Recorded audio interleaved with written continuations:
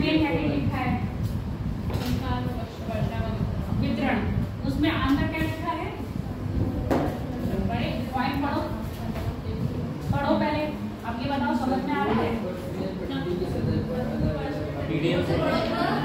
हाँ जोर से पढ़ो ताकि सबको सुनाई दे। हाँ पढ़ दो, कोई दिक्कत नहीं है। अब सोच में बता दो।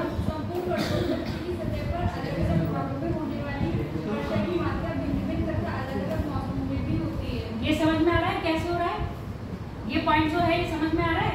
ये पूरी पृथ्वी पर वर्षा जो हो रही है अलग अलग मात्रा में हो रही है और अलग अलग स्थानों पर अलग अलग क्या है मौसम में भी हो रही है।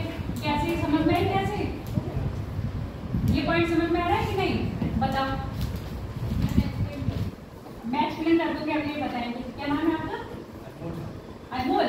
बताओ अगर समझ में आ रहा है तो मुझे बताओ। टेम्परेचर में अधिक टेम्परेचर के जाने पर बर्फ की पिघलने से हो।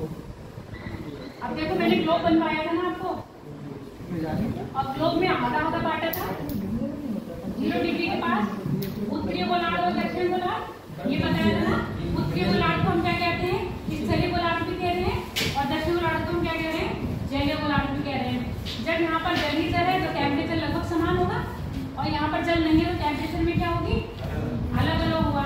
टेम्परेचर में भिन्नता आएगी। टेम्परेचर की भिन्नता के कारण इधर दक्षिण गोलार्ध और उत्तरी गोलार्ध में जो आपकी वर्षा की मात्रा होगी वो भी अलग होगी, और दूसरा यहाँ पर स्थल भी है और साथ में जल भी है, तो यहाँ पर टेम्परेचर भी क्या होंगे? अलग अलग होंगे। अब यहाँ पर देखो जहाँ स्थल होगा वहाँ पर स्थल में जो वायु होगी वो कैसी होगी? शुष्क होगी या आर्द्र होगी? शुष्क होगी। शुष्क होगी तो यहाँ पर वर्षा ना के बराबर या बहुत कम होगी, और जो सागर यानी कि जल के ऊपर जो वो होगी वायु वो कैसी होगी? आर्द्र होगी ना, तो वहाँ पर आर्द्रता ज्यादा होगा। तो आर्द्रता ज्यादा होगी तो वर्षा की मात्रा भी कैसी होगी? तुम लास्ट क्लास में नहीं थे ना? हाँ, तो पिछली बार मैंने बादल पढ़ा दिए थे। बादल के बाद वर्षा पढ़ा रही थी। वर्षा कितने टाइप की होती है वो बता दिए थे। अब वर्षा संसार में मतलब संसार में वर्षा का वितरण कैसे कैसे हो रहा है वो पढ़ा रही। पीडीएफ नीचे है उसको देख लो। इतना पॉइंट क्लियर हो गया वाला। अब दूसरा पॉइंट पढ़ो।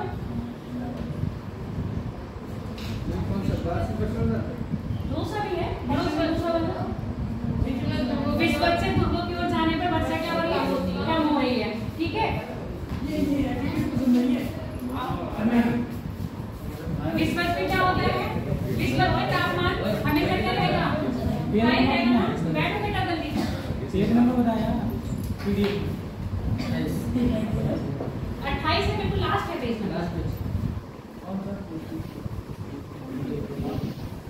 टेम्परेचर विश्ववत में क्या रहता है? अधिक रहता है। अधिक होने के कारण क्या होगा? यहाँ पर वाष्पीकरण भी अधिक होगा।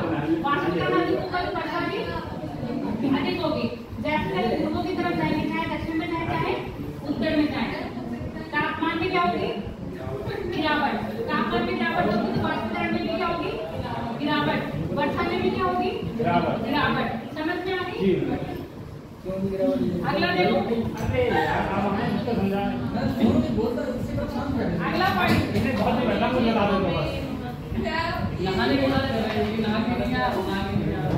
चलो अगला पॉइंट बताओ। हाँ तुलसी बोलो। देखो पढ़ रही है।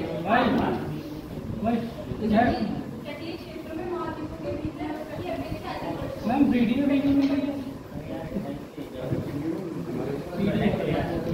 ये मैंने क्या बनाया है?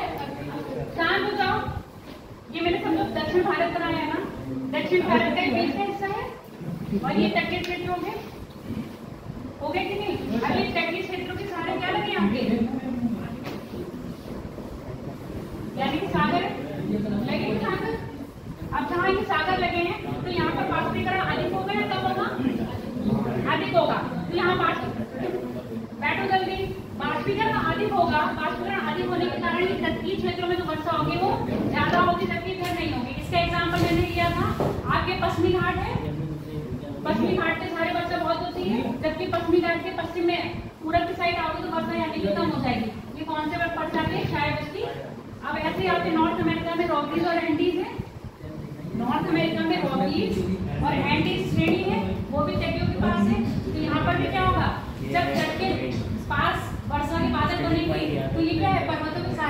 कर देते हैं, और जबकि मेन स्थल पर जाके वर्षा नहीं करते। तो यही कारण है क्या, तट पे वर्षा अधिक होगी और स्थल पे तट की अपेक्षा कम होगी। अगला पॉइंट, एक एक करके हाँ, हमें कोई नहीं मिल रहा है। तुमको क्या नहीं मिल रहा है? पीडीएफ देखो, लास्ट वाली पीडीएफ है, तो क्या बोलना चाह रहे हैं? पढ़ो दोनों शांत हो जाओ, तुम्हारी आवाज बहुत तेज है, उसकी बहुत कम है।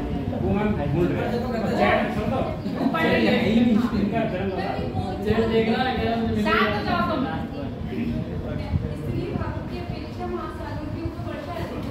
सेम प्रोसेस हो गया, स्थल पे जो होंगी हवाएं कैसी होंगी, शुष्क होगी, और जबकि महासागर के ऊपर हवाएं कैसी होंगी, आर्द्र होंगी। जब आर्द्र होंगी तो वर्षा की मात्रा क्या होगी, अधिक होगी, और स्थल में वर्षा की मात्रा कैसी होगी, कम होगी। क्लियर हो गया पॉइंट? और कोई है क्या इसके अलावा? बताओ। सर 26 मैम, सर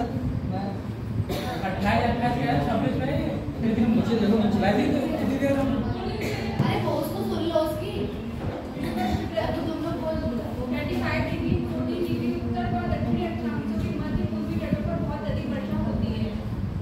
ये बताया 35 से 40 है ना, चाहे पूर्वी ले लो, चाहे वो सॉरी चाहे उत्तरी ले लो, चाहे दक्षिण ले लो। यहाँ पर कैसी हो रही है, पूर्वी तट पर वर्षा अधिक हो रही है। पूर्वी तट ये वाला होगा ना, और ये पूर्वी तट पे तो हवाएं चल रही होंगी, कौन सी चल रही होंगी इस समय? यहाँ पर पशुआ पपने चलती है कि व्यापारिक पपने चलती है, बताओ।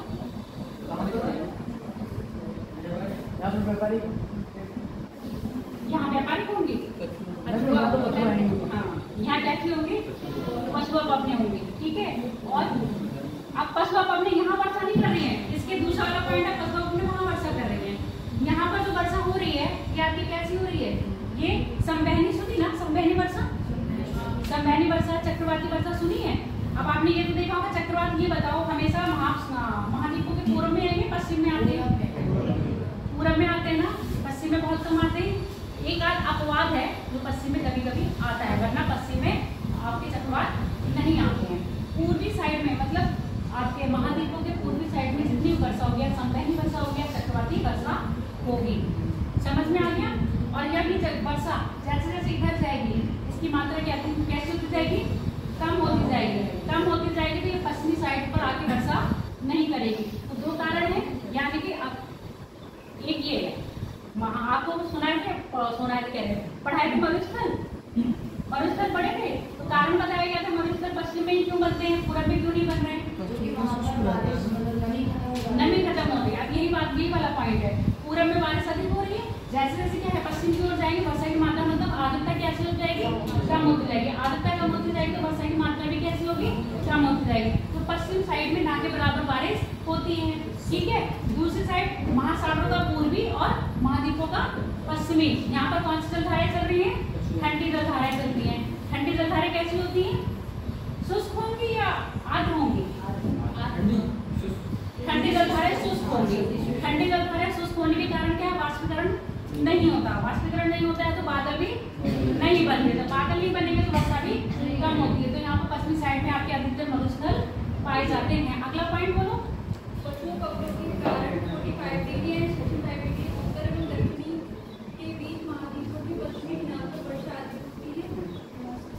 अब यहाँ पर ये 40 डिग्री से 60 डिग्री, चाहे उत्तरी हो चाहे दक्षिणी हो, यहाँ पर क्या होगी, यहाँ पर आपकी जो पशुआ पवनें चल रही हैं उनके सहारे क्या होगी, वर्षा होगी। और पशुआ पवनें पश्चिम से पूरब चलेंगी, पश्चिम से पूरब चलेंगी तो वर्षा इधर से तो करते चलेंगी, पश्चिम से हवा बारिश करते करते किधर आएंगी, पूरब में। तो यहाँ पर पूरब में आते आते इनकी वर्षा की मात्रा कैसी हो जाएगी, कम हो जाएगी। क्लियर हो गया?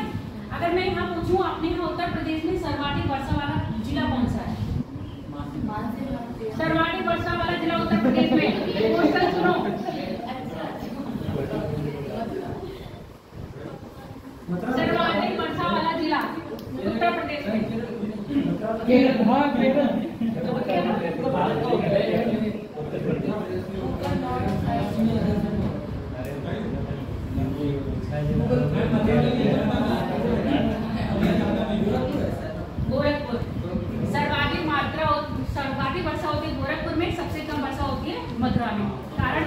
कारण मैं बता दे रही हूँ, हालांकि जब भारत में मानसून पढ़ोगे तब यहाँ पर थोड़ा छोटे से लेवल से आपको समझा रहा हूँ। ये क्या है, हिमालय रेंज बना दी मैंने, ये आपके गिरी की पहाड़ियां हो गई और ये आपके अरावली पर्वत हो गया। ठीक है, गिरी की पहाड़ियां, अरावली पर्वत आपके लिए हिमालय, ये हो गया आपका मेघालय का पठार। दक्षिण पश्चिम मानसून आया, ऐसे एंटर करता है ना भारत में, तो गिरिनार से टकराता है, यहाँ पर करता है गुजरात का इस पर, फिर ये आगे जाता है अरावली के सारे वर्षा करता रहता है गजब, और फिर ये कहाँ पहुंच जाता है उत्तर भारत में, हिमालय के सारे पूरी वर्षा करता है। फिर यहाँ आता है आपका कौन सा, उत्तर पूर्वी मानसून। ये हुआ था उत्तर पूर्वी मानसून, क्योंकि स्थलखंड से आता है तो यहाँ पर हवाएं को जो बादल होंगे नहीं, हवा कैसी होगी, शुष्क होगी, शुष्क हवा में क्या होगा, बारिश नहीं होगी, पर इसका कुछ हिस्सा अरब सागर से होते हुए, सॉरी बंगाल की खाड़ी से होते हुए आता है और भारत में करता है प्रवेश। तो ये जो हिस्सा भारत में प्रवेश करता है वही आके यहाँ पर वर्षा करवाता है मेघालय का पठार, और यहाँ से आते आते किधर को आता है आपके पश्चिम की ओर, पूरब से बढ़ते हुए पश्चिम की ओर आता है। तो आप ये बताओ पूरब से बढ़ रहा है तो सबसे ज्यादा वर्षा किधर हो रही होगी, उत्तर प्रदेश का पूछ रही हूँ मैं, पूरे भारत का नहीं पूछ रही हूँ, है ना। तो पूरब में आ रहा है तो उत्तर प्रदेश का गोरखपुर यहाँ पड़ रहा है और उत्तर प्रदेश का मथुरा आपका लगभग यहाँ पड़ रहा है। ठीक है, तो अब यहाँ वर्षा की मात्रा कैसे हो जाएगी, कम हो जाएगी। जब ये बादल आगे बढ़ेंगे और अरावली से टकराते हैं तो अरावली का ये पश्चिम होगा, पूरब होगा, बताओ। अरावली के पूरब से टकरा के सारी वर्षा किधर कर देते हैं, पूर्वी राजस्थान में, पश्चिमी राजस्थान में वर्षा नहीं होती है, इसलिए पश्चिमी राजस्थान में क्या है आपके मरुस्थल पाए जाते हैं। क्लियर हो गया, गोरखपुर पूर्वांचल में है। अगला पॉइंट बोलो, हो गया। इसमें क्या है,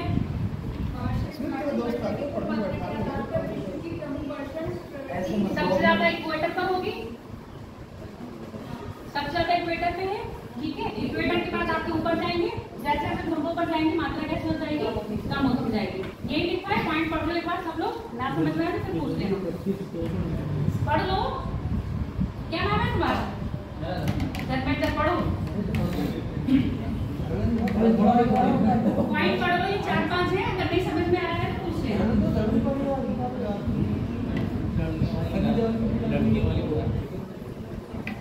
क्या चाहिए,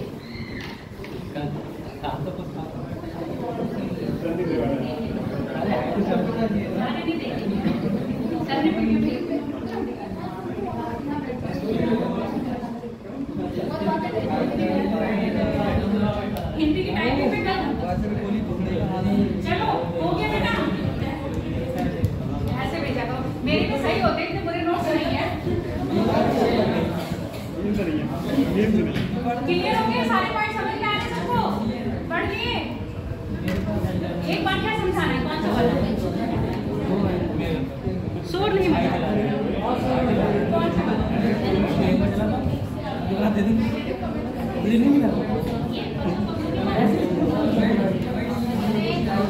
अरे बेटा शांत हो जाओ।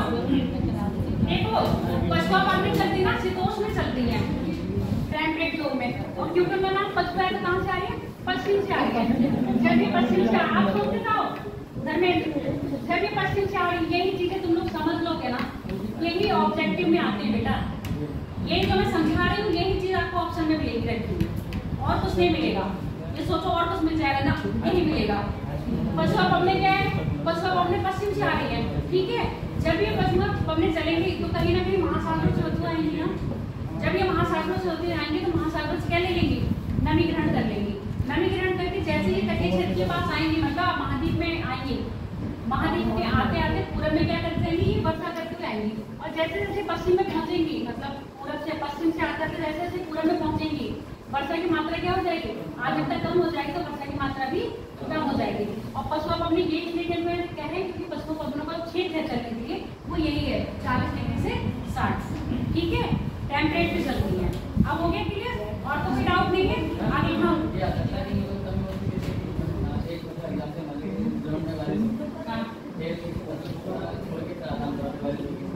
तो ये बादलों में आ जाता है।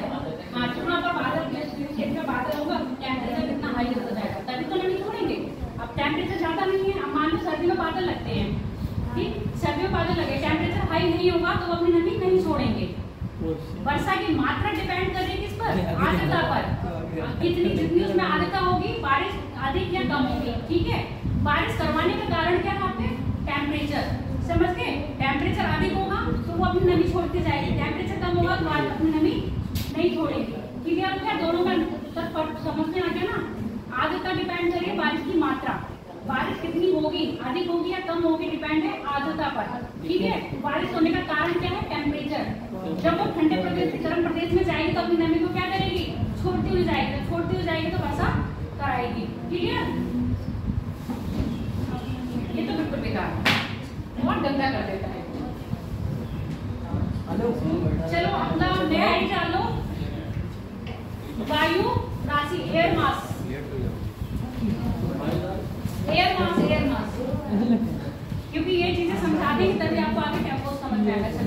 क्या हुआ? पीछे क्यों चले गए? पीछे से आवाज नहीं आ रही, पीछे से आवाज नहीं आ रही।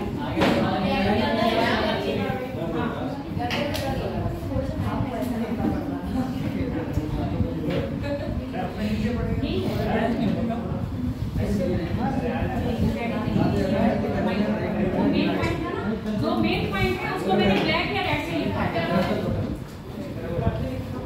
क्या बोला मैंने हेडिंग? एयर मास, वायु राशि।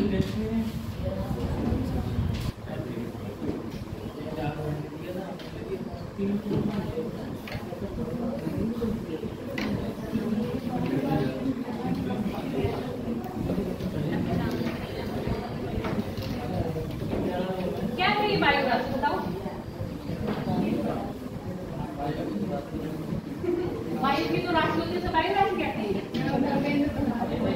धर्मेंद्र बता तो रहे हैं, बताओ धर्मेंद्र। मैं भी ये कुंभ बता रही हूँ। कुंभ राशि बता रहे हो? अपनी राशि बता रहे हो क्या? अपनी राशि नहीं बतानी है, अपनी अपनी राशि नहीं बतानी है। राशि होती है वो डेट के अकॉर्डिंग निकलती है, नाम के अकॉर्डिंग निकलती है। राशि जो निकलती है वो आप जब जन्म लेते हो उस समय आपकी कौन सी स्थिति में थे उसके साथ जनरली लोग देखो जागरण होता है उसमें जो वो आपके नाम से निकलती है। नहीं उसमें डेट भी तो देना होगा, डेट वाइज। मैं बात कर रही हूँ, मुझे आज तुम ज्योतिषी बना के छोड़ोगे। डेट वाइज आती है। चलो वायु राशि, नींद आ रही है। और नाम के अकॉर्डिंग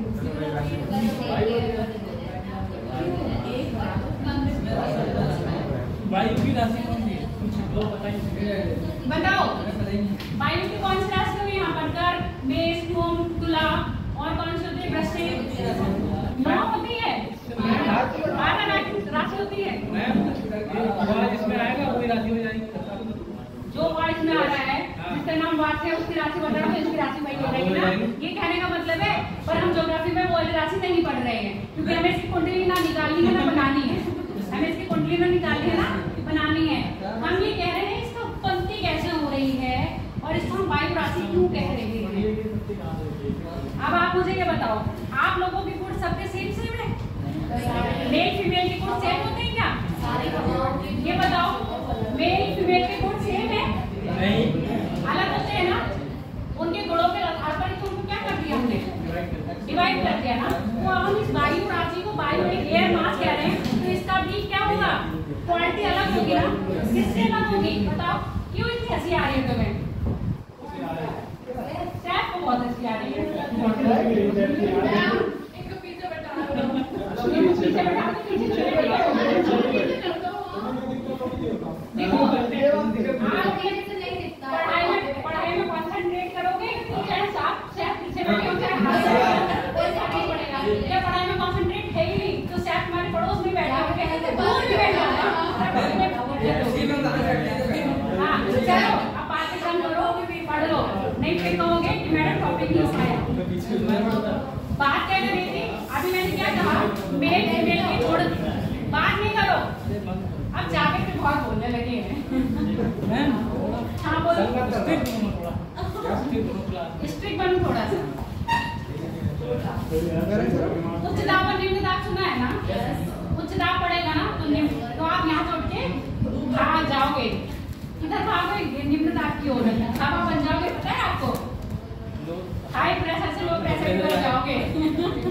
क्लास के बाहर। हाँ, वायु राशि क्या बोला, मेल फीमेल के गुण अलग अलग है, उन्हीं गुणों के आधार पर हमने क्या कर दिया, अलग कर दिया। अब यहाँ वायु की राशि बता रहे हैं तो इसमें भी कोई क्वालिटीज होगी तो उसको अलग कर रहे होंगे। यस सर, है ना? Yes sir. वो सर से पढ़ना चाहता है, मैडम से नहीं पढ़ना चाहता है, उसको सर याद आ रहे हैं। तुम्हें कौन सा सर याद आ रहा है? तुम्हें मेरी आवाज सर की तरह लग रही है क्या?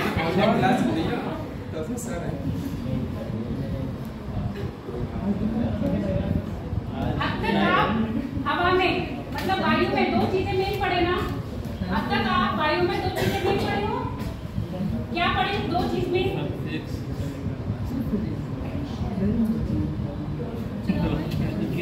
कुछ किताब में ध्यान नहीं है, अभी तक दो ही चीजें मैंने पढ़ाई है, मेन फोकस दो पे करा है। जब से बादल वर्षा शुरू हुई है, जब से बादल वर्षा शुरू हुई है दो ही चीजें मेन है, आर्द्रता और तापमान।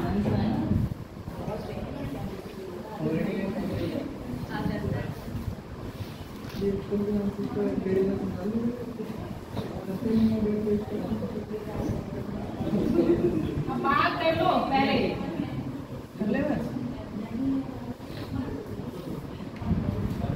अब यहाँ सुनो, जैसे आपका एक लड़का है या एक लड़की है, मान लो कोई भी मान लो, आप अगर जिसे आप नहीं मानेंगे, ऐसे आप लोग अपने में मान लो, कोई लड़का है कोई लड़की है, बहुत घूमते हैं, बहुत घूमते मतलब अलग अलग साथ साथ में घूम रहे हैं, गुण की बात कर रहे हैं, क्या है, बहुत घूमने वाले बच्चे हैं, बहुत घूमने वाले बच्चे हैं, ठीक है। पर सडनली उनकी दोस्ती कैसे हो गई, ऐसे बच्चों से हो गई कि जो बच्चे बहुत पढ़ते हैं, है ना, बहुत पढ़ते हैं।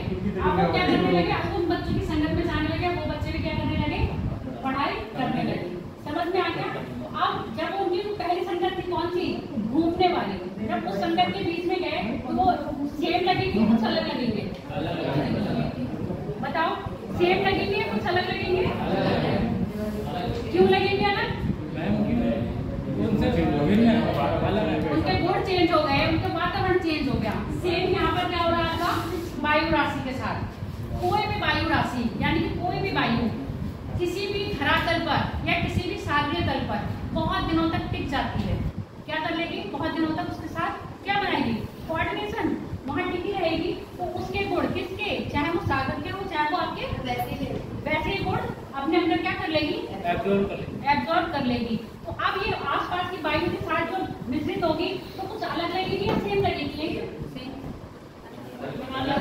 एग्जाम्पल तुम लोग अपना लो, मैंने कौन सा एग्जाम्पल दिया था, दो बच्चे चाहे लड़का हो या लड़की हो घूमने वाले थे, उनकी दोस्ती किसके साथ होगी, ऐसे बच्चों के साथ पढ़ने वाले थे, उनके साथ वो 2 महीना 3 महीना साल भर रहे, उन्होंने भी क्या कर लिया, उनके गुण अडॉप्ट कर लिए। जो उनकी पुरानी हैबिट थी कौन सी, घूमने वाली, उससे क्या हो गए, दूर हो गए। पर कुछ साल बाद फिर से कहाँ मिले, अपने उन्हीं दोस्तों से मिले।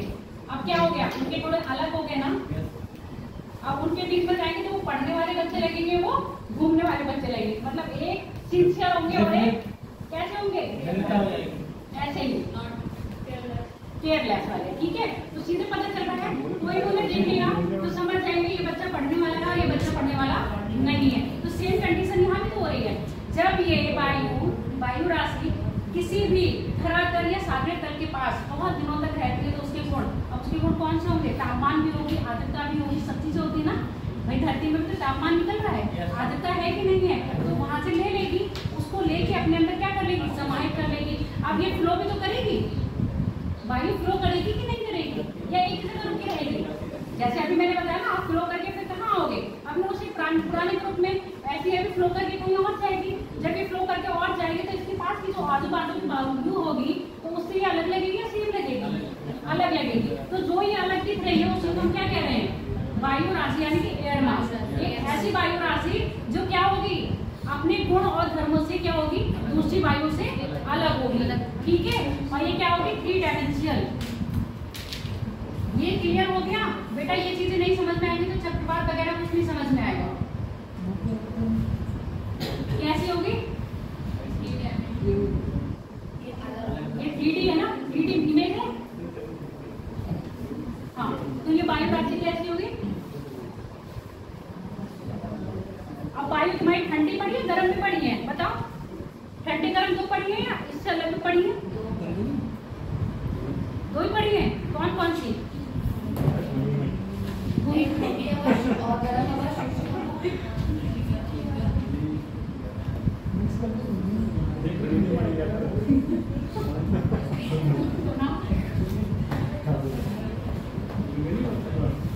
मिक्स करवा रहे हो?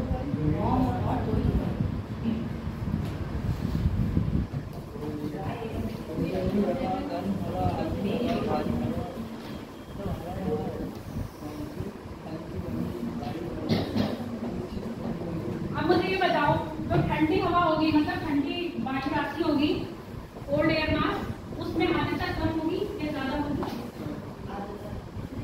उसमें आर्द्रता कम होगी। और उसकी विशिष्ट आर्द्रता अधिक होगी या कम होगी? देखो यहाँ पर हम तीन आर्द्रता पढ़ाएंगे। कौन कौन सी पढ़ाएंगे? आर्द्रता बताओ। एक्स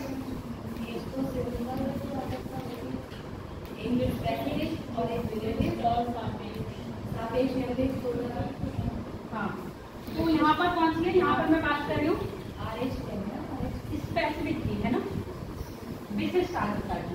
इसकी विशिष्ट आर्द्रता क्या होगी? कम होगी। ठीक है। जबकि गर्म वायु में कौन सी आर्द्रता देखेंगे हम? गर्म वायु में आर्द्रता ज्यादा होगी। कौन सी आर्द्रता देखी जाएगी इसमें? इन तीनों आर्द्रता में बताओ।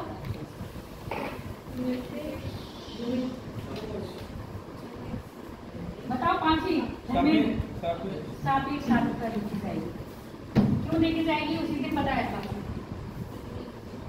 किसी भी तापमान पर सापेक्ष आर्द्रता उसी दिन बताया था। सापेक्ष आर्द्रता क्यों हमारे लिए इम्पोर्टेंट है जब बादल बनेंगे तो? सापेक्ष मतलब रिलेटिव ना। हाँ। हाँ। जिसका आरएच ज्यादा ठीक। क्योंकि इसकी क्या होगी? सापेक्ष आर्द्रता हाई होगी। जब सापेक्ष आर्द्रता हाई होगी तो आपकी क्या बनेंगे? बादल बनेंगे। बादल बनेंगे तभी क्या होगा? आपकी वर्षा होगी। तो ये ठंडी वायु क्या करेगी? वर्षा नहीं कर पाएगी। और गर्म वायु क्या करेगी? वर्षा कराएगी। इतनी बात क्लियर हो गई है या नहीं? जो समझाया वायु राशि। वायु राशि उत्पन्न कहाँ होती है? वायु राशि जिन क्षेत्र में उत्पन्न होती है उसे क्या कहते हैं? वायु राशि उत्पत्ति क्षेत्र। वायु राशि उत्पत्ति क्षेत्र को हमने कितने भागों में बांटा है? कितने भागों में बांटा है? 6 अलग अलग बता दूं सेपरेट करके या मर्ज करके बताऊं?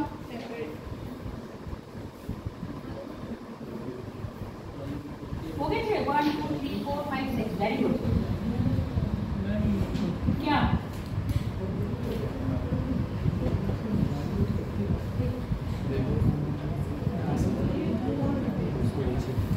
सूर्य साधनीय है? वैसे मैं इसी में ध्रुवीय में बता रही थी। ध्रुवीय आपके एयर मास जोन, इसमें 2 पार्ट बताती है, सागरीय और महादेशीय। अब आपने कहा मुझे क्या पता है? कैसे?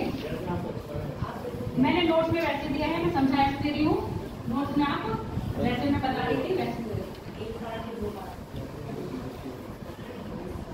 महादेशीय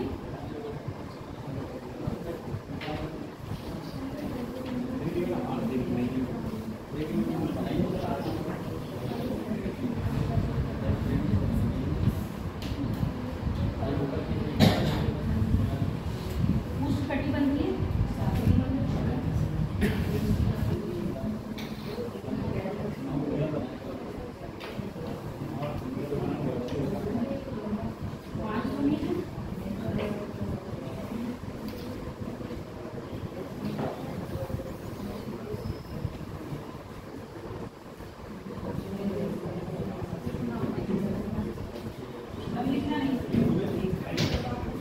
गलत नहीं हुआ बेटा।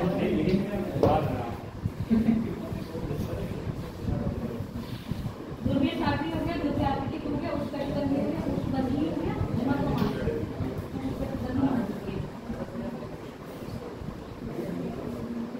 एक होगा महासागरीय और एक होगा इसका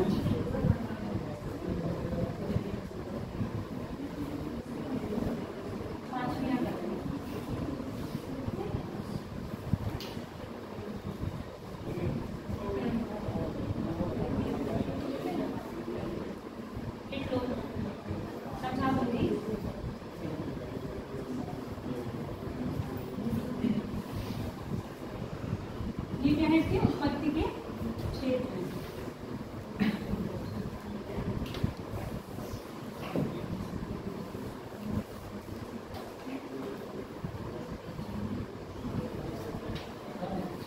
अच्छा ये बताओ, वायु राशि में जो ऊष्मा का प्रवाह होगा वो कैसा होगा?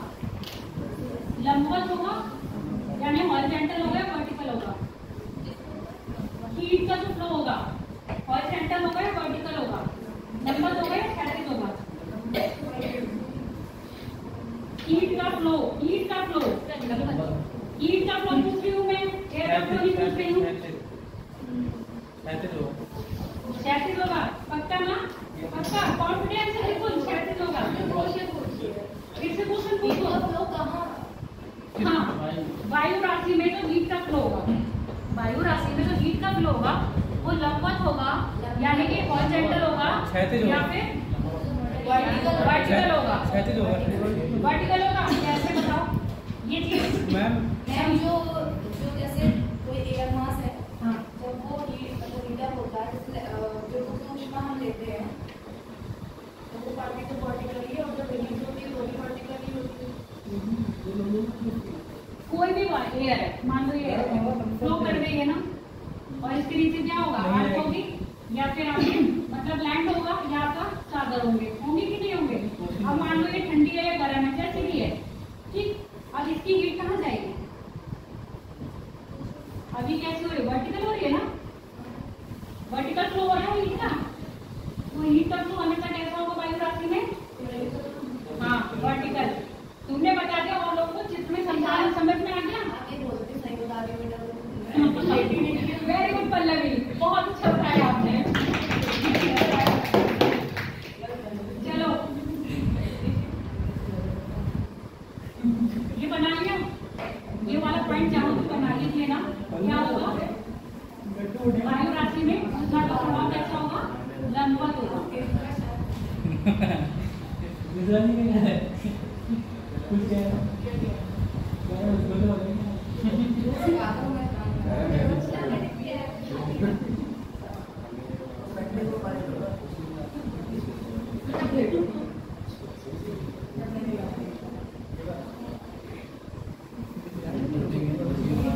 अब मेरी बात सुनो, ध्रुवीय सागरीय क्षेत्र यानी कि ध्रुवीय क्षेत्र कौन से होंगे आपके? 90 डिग्री नॉर्थ और साउथ। अब ये बताओ 90 डिग्री नॉर्थ में ओशियन है क्या लैंड है?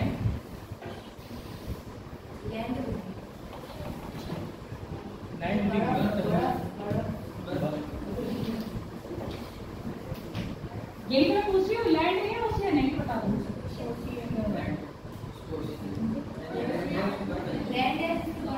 उत्तरी गोलार्ध में, पक्का?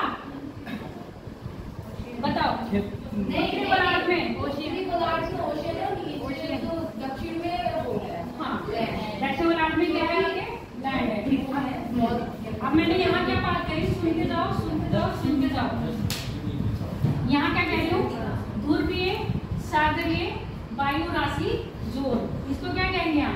पोलर ओशियनिक एयर मास यहाँ पर बन रही है। तो ये ओशियनिक है मतलब ओशियन में बन रही होगी।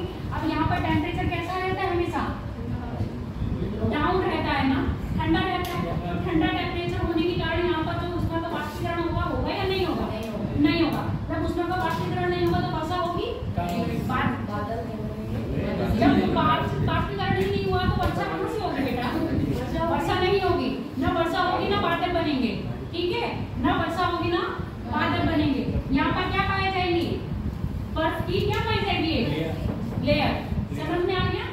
बर्फ की क्या पाई जा रही है? लेयर। क्या कह रही हो?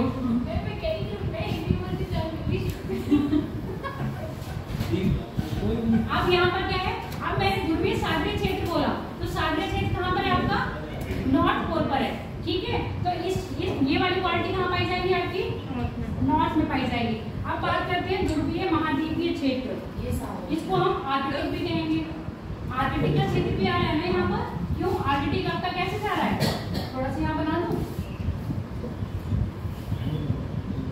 ऐसे ना आर्कटिक, और यहाँ पर आपका नॉर्थ पोल है।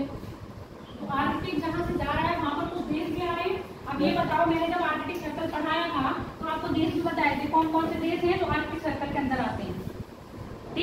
पूछ रही हूँ कॉन्टिनेंट ही बता दो आप मुझे, कौन कौन से ऐसे कॉन्टिनेंट होंगे जो आर्कटिक में आ गए हैं?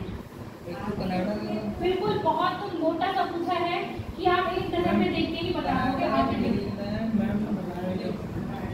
मैं देश नहीं पूछ रही हूँ, सिर्फ मैं पूछ रही हूँ। हाँ बोलो, आर्कटिक सर्कल में कौन कौन सी कंट्री या कौन से कॉन्टिनेंट आ रहे होंगे बताओ?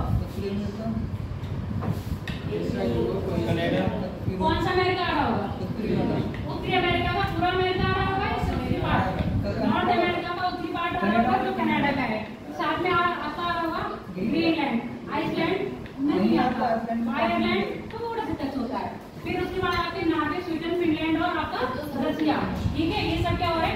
और इनका सब उत्तरी पार्ट जितना होगा, इन महाद्वीपों का जितना उत्तरी पार्ट होगा वो सब किसमें आता होगा? आपके ध्रुवीय महाद्वीप या आर्कटिक महाद्वीप क्षेत्र में। अब ये बताओ ध्रुवीय महाद्वीप में और कौन सा क्षेत्र आ रहा होगा?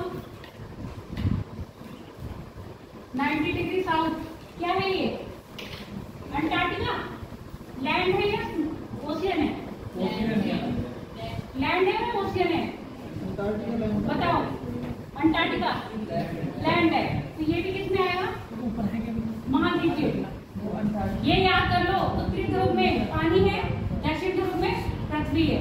मतलब पृथ्वी मतलब धरातल है, सरफेस है, लैंड है, ठीक है। तो ये भी किसमें आएंगे? यहाँ पर। और यहाँ पे टेम्परेचर कैसा है बेटा? ध्रुवों पे बताना, सीधे वैसे ही होगा जैसे यहाँ पर टेम्परेचर कैसा है? लो है। तो यहाँ पर कैसे स्नो के रूप में पाया जा रहा है? बादल नहीं बनेंगे और वर्षा भी नहीं होगी। अब इसके बाद आप महाद्वीप में आ जाओ और आर्कटिक सर्कल में आ जाओ, तो यहाँ की तो जलवायु होगी कैसी होगी? थोड़ी उसकी तुलना में थोड़ी सी गर्म होगी, थोड़ी सी गर्म होगी। तो यहाँ पर क्या है? ऐसे कुछ क्षेत्र जहाँ पर क्या पाई जाएगी? आपकी ये ठंडी और गर्म वायु राशियाँ पाई जाएंगी। किस समझ में आ रहा है वायु राशि क्यों कह रही हूँ? क्यों बताया? क्योंकि अभी ध्रुवों पर है, जब ध्रुवों पर ये टिकी रहेगी तो कैसी होगी? ठंडी होगी ना। जब ध्रुवों पर होगी ये राशि तो कैसी होगी? ठंडी होगी। अब ठंडी राशि पहले बता दें, इसकी विशिष्ट आर्द्रता कैसी है? कम है। और कम है तो इसकी क्या है? वर्षा की मात्रा भी नहीं है। तो वहां पर क्या स्नोफॉल के रूप में दिख रहा है आपको। अब बात करते हैं उष्णकटिबंधीय महासागर और महाद्वीप। उष्णकटिबंधीय क्षेत्र कौन से आएंगे आपके? ट्रॉपिकल,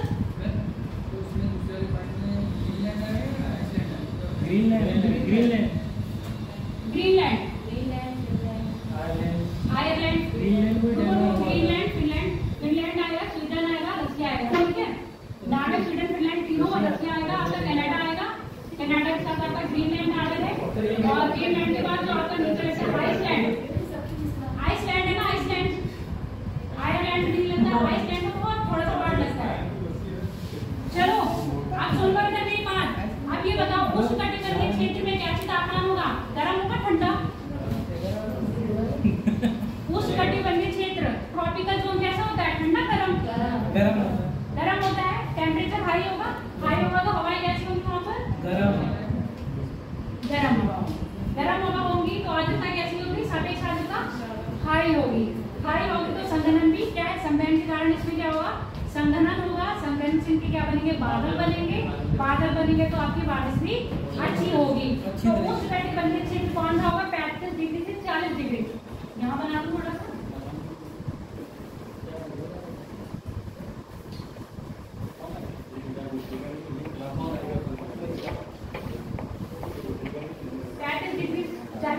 और दक्षिण स्थान यहाँ पर कौन से होंगे? अब यहाँ बात करेंगे महासागर महाद्वीप की। दक्षिण स्थान में देखना, यहाँ पर महाद्वीप भी आएंगे थोड़े। कौन सा महाद्वीप आ सकता है यहाँ पर? ये बताओ मुझे। दक्षिणी में पूछ रही हूँ बेटा, कौन सा महाद्वीप आ जाएगा? इंडिया नहीं है ना दक्षिण में? दक्षिण गोलार्ध में इंडिया कहाँ आ जाएगा? अफ्रीका आ जाएगा और ऑस्ट्रेलिया आ जाएगा, ठीक है। जबकि उत्तरी गोलार्ध में कौन से होंगे? उत्तरी गोलार्ध में आपका उत्तरी अफ्रीका, ठीक है। और कौन सा आपका? भारत, इंडिया, यानी कि एशिया का दक्षिणी एशिया। ये वाले पार्ट क्या आएंगे आपके? इसमें आ जाएंगे। अब यहाँ की जलवायु बताओ कैसी है? ठंडी है, गर्म है? गर्म है ना।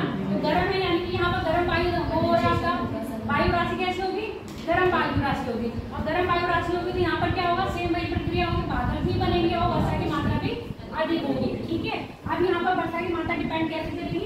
ज्यादा जो क्षेत्र होंगे वहां पर वर्षा की मात्रा कैसी होगी, अधिक होगी या कम? अभी पॉइंट क्लियर करिए सारे, अधिक होगी। और जो मार्जिन के क्षेत्र होंगे वहां पर वर्षा कैसी होगी, कम या अधिक? मार्जिन के क्षेत्र में वर्षा कम होगी, किसकी अपेक्षा?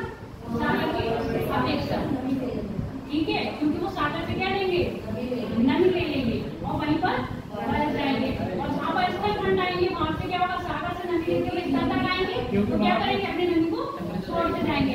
ये बात क्लियर हो गई? तो ये वायु जो सागर के ऊपर बनेगी ध्रुवीय क्षेत्र में उसको क्या कहेंगे, ध्रुवीय महासागरीय वायु राशि, और जो धरातल पे बनेगी उसको क्या कहेंगे, उष्णकटिबंधीय यानी कि tropical continent air mass. Clear हो गई बात? अब ये बात करते हैं इक्वेटर पे। सबसे ज्यादा बारिश कहाँ होती है, इक्वेटर पे। चेरापूंजी नहीं बात कर रहे हैं, आप कहाँ चेरापूंजी ले आ रहे हो? अभी हम यहाँ पर ग्लोब की बात कर रहे हैं। ग्लोब में देखा जाएगा तो सबसे ज्यादा बारिश कहाँ हो रही है, आपके इक्वेटर पे हो रही है। मतलब 0 डिग्री से 10 डिग्री उत्तरी और 10 डिग्री दक्षिणी, ये क्या है आपका भूमध्य रेखीय क्षेत्र है। यहाँ पर सबसे ज्यादा बारिश होती है, सबसे ज्यादा वाष्पीकरण होता है, और यही क्षेत्र ऐसा होता है जहाँ पर ठंड नहीं पड़ती है। साल के 365 दिन में कभी भी ठंड नहीं पड़ती है। अब किसी को ठंड ना पसंद हो तो इक्वेटर के पास चला जाए, यहाँ पर ठंड होती ही नहीं है। जबकि जितना ऊपर जाओगे ठंड और गर्मी का क्या होगा। अब हमारे यहाँ क्या होता है, 2 महीने की आ रही है, 2 महीने की ठंड हो रही है, बाकी गर्मी हो रही है। जितना आप उत्तर में जाओगे वहाँ पर क्या होगा, 2 महीने की गर्मी पड़ेगी, बाकी टाइम क्या होगा, ठंड होगी। क्लियर हो गया? और यहाँ पर गर्मी है ही नहीं, क्या है, सर्दी, मतलब गर्मी ही है, सर्दी नहीं है। और टेम्परेचर कैसा होगा, हाई, और वर्षा की मात्रा कैसी होगी, और यहाँ पर वायु कैसी बनेगी आपकी, गर्म वायु राशि। हाँ बोलो। न्यूजीलैंड में हमेशा ठंड क्यों रहती है? न्यूजीलैंड में हमेशा ठंडी क्यों रहती है? न्यूजीलैंड में हमेशा ठंडी रहती है, सिर्फ 2 महीने की गर्मी रहती है, बाकी ठंड रहती है। उसका अक्षांश से स्टार्ट देखो, न्यूजीलैंड के कितने ऑस्ट्रेलिया से दक्षिण में है ना, और लगभग मुझे लग रहा होगा ऐसे पड़ेगा 60 या 70 के आसपास। अच्छा देश है, ग्लोब पर देखना अच्छा देश है। अब कौन सा रह गया आपका, भूमध्य और मानसूनी की बात करते हैं। मानसूनी मैंने आपको पढ़ाया था, मानसूनी जो आपके उस एयर मास पाया जाएगा वो कहाँ पाएगा, हिंद महासागर में। हिंद महासागर में, इंडियन ओशन में क्या पाया जाएगा आपका, मानसूनी वायु मास। क्यों? जब आपको पता है मैंने जलधाराएं पढ़ाई थी, उसी समय मैंने दक्षिण में जो आपका हिंद महासागर था उसकी पढ़ाई थी, उत्तर में जो हिंद महासागर था उसकी नहीं पढ़ाई थी।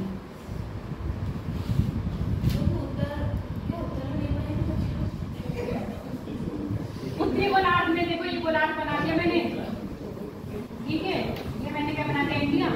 ये जो हिंद महासागर है इसकी मैंने जलधाराएं नहीं पढ़ाई थी, जबकि यहाँ पर जो हिंद महासागर है उसकी जलधाराएं पढ़ाई थी मैंने, उसी तरह रीजन बताया था।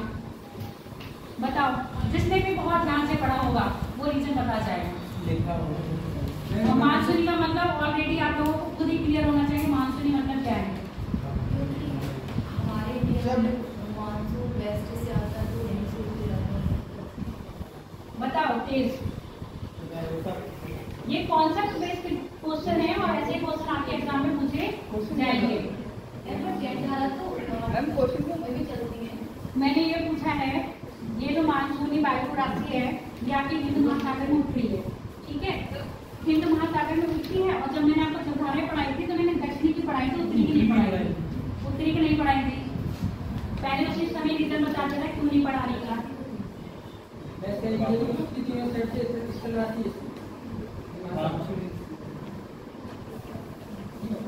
इसका मेन कारण ये है, यहाँ पर मानसूनी प्रकार की जलवायु क्या पवनें पाई जाती हैं, और मानसूनी पवनें क्या करती है, अच्छाई के बाद कन्वर्ट हो जाती है। और जबकि हम जलधाराएं पढ़ रहे थे तो क्या पढ़ रहे थे, वो पूरे साल भर एक ही फ्लो में एक ही दिशा में क्या रहेगी, प्रवाहित रहती है, जबकि मानसूनी ऐसी नहीं होती है। तो हिंद महासागर के उत्तरी मतलब उत्तरी हिंद महासागर में कौन सी जलवायु पाई जाती है, मानसूनी।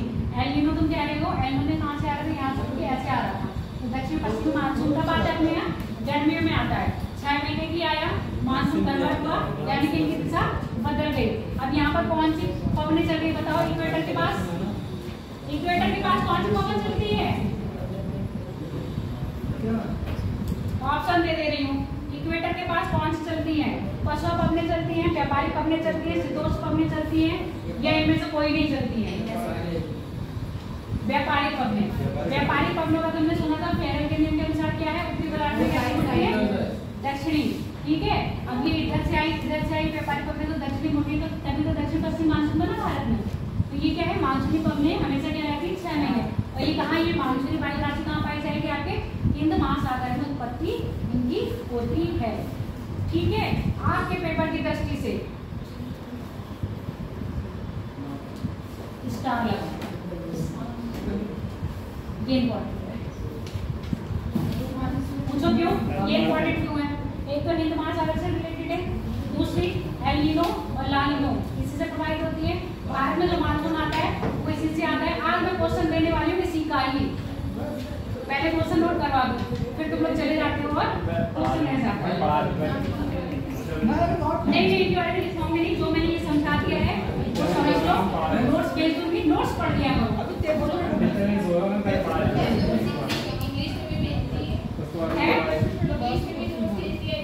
नोट्स इंग्लिश में मुझे थोड़ा टाइम दोगे?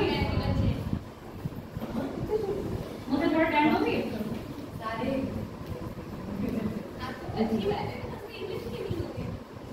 चलो उत्पत्ति, अच्छा इनकी दशाएं बता दो मुझे।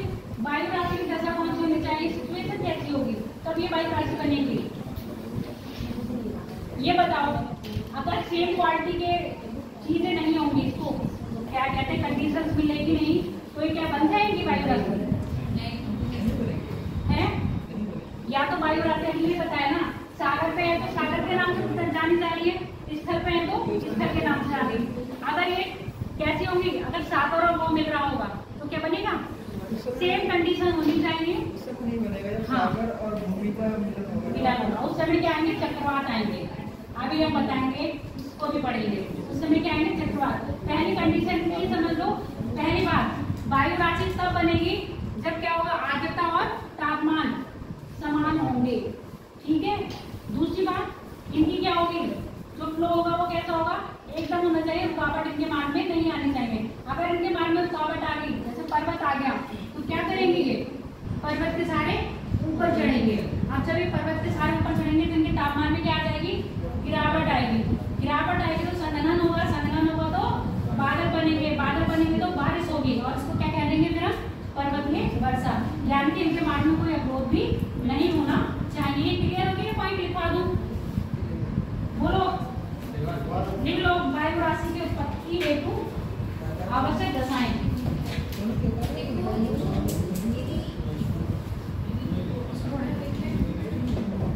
वायु राशि की उत्पत्ति हेतु आवश्यक दशाएं। Conditions for origin of air mass. अब ठीक है, अगली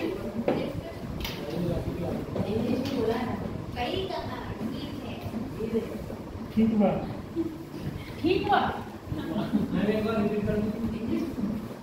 वायु राशि की उत्पत्ति हेतु आवश्यक दशाएं।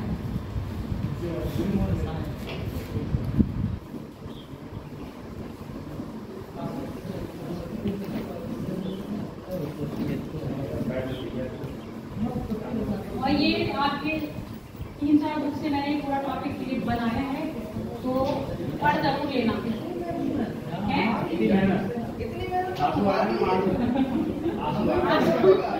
मत करना, तुमने ये पहचाएंगे फिर यहीं से बातें करने लगेंगे, बाहर जाने लगेंगे, फिर वही आपके पास ठीक वापस आ जाएंगे। रोना नहीं। चलो पहला लिख लो। समान स्वभाव के क्षेत्र में विस्तृत। समान स्वभाव के क्षेत्र में विस्तृत, यानी कि जो इनका वो होगा ना, क्या है? समान स्वभाव के क्षेत्र में विस्तृत।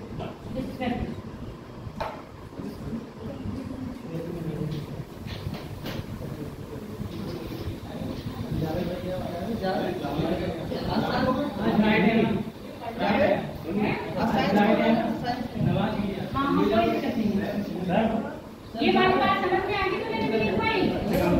अरे ये क्लियर, ये समझ में आया?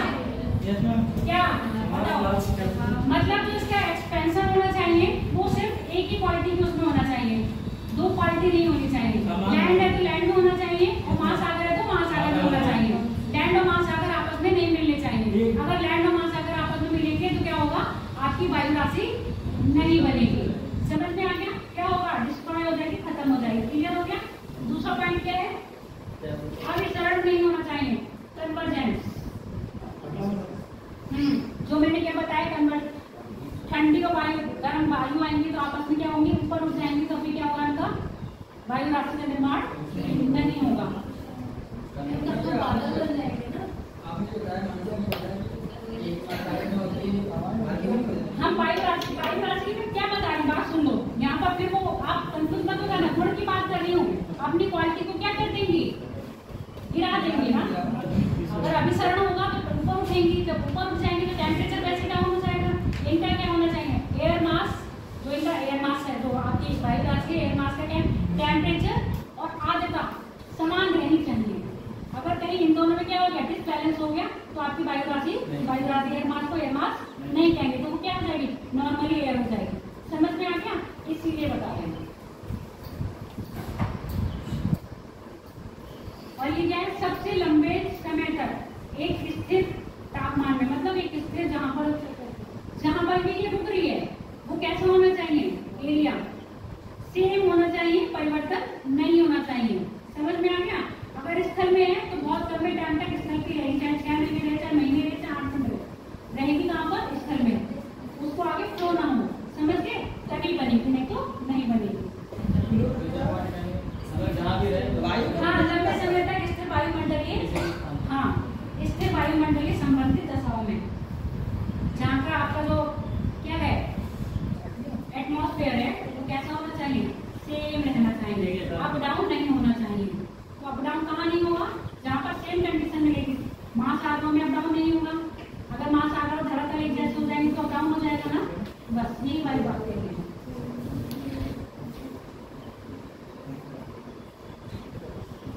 अब बात करते हैं रूपांतरण के आधार पर। अभी मैंने बताया था हीट का फ्लो, यानी कि रूपांतरण के आधार पर इनको कह सकते हैं आपकी ऊष्मागतिक रूपांतरण के आधार पर, और यांत्रिक ऊष्मागति के आधार पर, यानी कि ऊष्मा कैसा फ्लो करती है, वर्टिकल फ्लो कर रही है इनकी उसमें। अब यहाँ पर ऊष्मा का आदान प्रदान होगा, कैसे होगा, धरातल से वायु राशि में या वायु राशि से धरातल में होगा ना, उसको ऐसे समझो।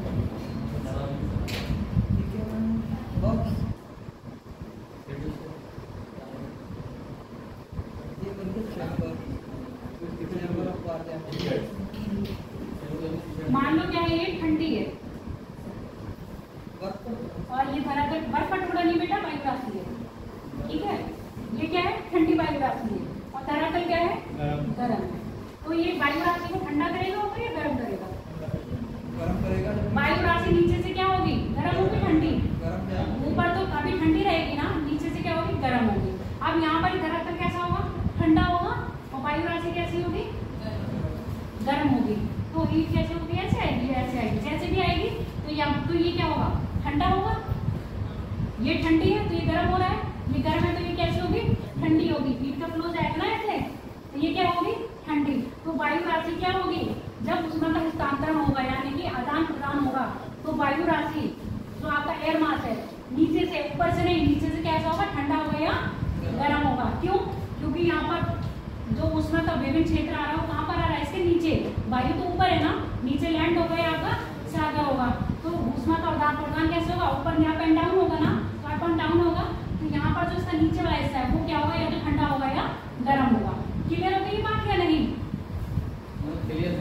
अगर नीचे वाला ठंडा है तो ऊपर वाला गर्म होगा, मानो ये ठंडी वायु राशि है, ठीक है, धरती क्या है, गर्म है, तो संवैनिक तरंगें निकल रही है, संवैनिक तरंगें को क्या करेंगी, गर्म करेंगे। तो ये हीट कर रही है, तो ये नीचे वाला हिस्सा कैसा हो रहा है, गर्म हो रहा है, ठीक है।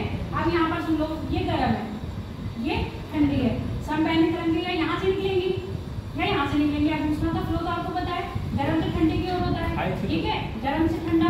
तो यहाँ पर अभी अपनी हीट यहाँ देंगे तो ये गर्म होगी या ठंडी होगी,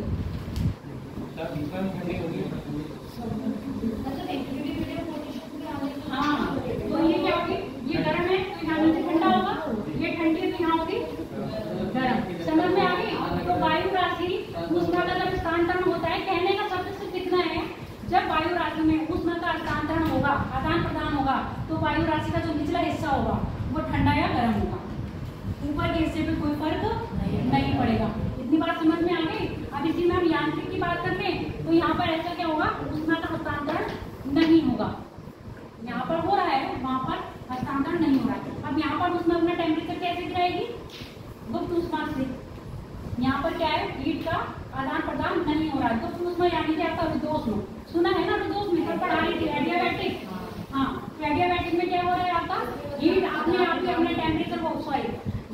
वायु है अपने आप में अपना टेम्परेचर क्या कर रही है, डाउन कर रही है। और कैसे कर रही है, गुप्त ऊष्मा के सहारे। ठीक है, तो आपकी जो ऊष्मागतिकीय सिद्धांत में क्या है, ऊष्मा का आदान प्रदान हो रहा है, जबकि आपकी यांत्रिक गतिकीय सिद्धांत में क्या हो रहा है, ऊष्मा का आदान प्रदान नहीं हो रहा है। जो ऊष्मा में तापमान में कमी आ रही है या बढ़ोतरी हो रही है, किससे हो रही है, रुद्रोष्म के कारण हो रही है।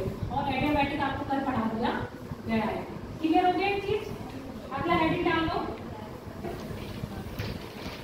वायु का। फिर दूसरा है वायु ठंडी या गर्म, ये चीज समझ लो। हाँ, ये रूपांतरण के साथ ये बता देते ऐसे आधार पर, और ये ठंडी वायु या गर्म वायु। ये वाला समझ लो बेटा, ये वाला समझ लोगे तो क्या समझ में आ जाएगा, सब कुछ समझना है।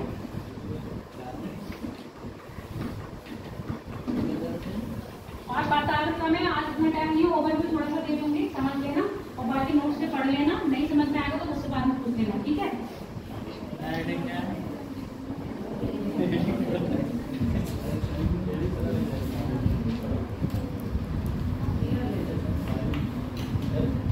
वायु राशि ठंडी या गर्म।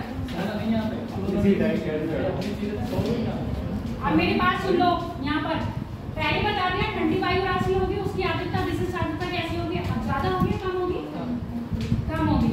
विशिष्ट आर्द्रता कम होगी तो वर्षा भी कैसी होगी, नहीं होगी, है ना। वर्षा की मात्रा बिल्कुल बूंदा बांदी, अगर पूरी भी तो कैसी होगी, बूंदा बांदी। अब वो भी ठंडे प्रदेशों में हो रही है तो बूंदा बांदी कैसे उसमें होगी, आपके स्नोफॉल के रूप में। समझ में आ गया। और क्या बनाएगी, कोहरा बनाएगी, कुहासा बनाएगी या धुंध बनाएगी, ये ऑलरेडी आपको इसमें पढ़ा चुके हैं। ये कब बनेगी, आपकी ठंडी में। ठीक है, अब ये बताओ, अब मैं यहाँ सुन लो, पहली कंडीशन चित्र बना रही हूँ, देखते जाओ मेरा ये क्या सही निकल, मान लो सही है, अच्छी बात है। बोर्ड पे ध्यान दो यार। ठंडी वायु राशि है। अब ये कौन सा तरह का कैसा है, गर्म। और ये क्या है, स्थल है। क्या है, स्थल। अब यहाँ पर क्या होगा आपका, संवहनी तरंगों से क्या है, ऊष्मा का आदान प्रदान हो रहा है। जब ऊष्मा का आदान प्रदान हो रहा है तो यहाँ पर पहले मैंने बता दिया, यहाँ पे क्या है, आपकी नमी शून्य है, आर्द्रता है नहीं। आर्द्रता नहीं है तो बारिश भी कैसी होगी, नहीं होगी। ठीक है, अब दूसरी यहाँ देखो, एक कंडीशन और देख लो।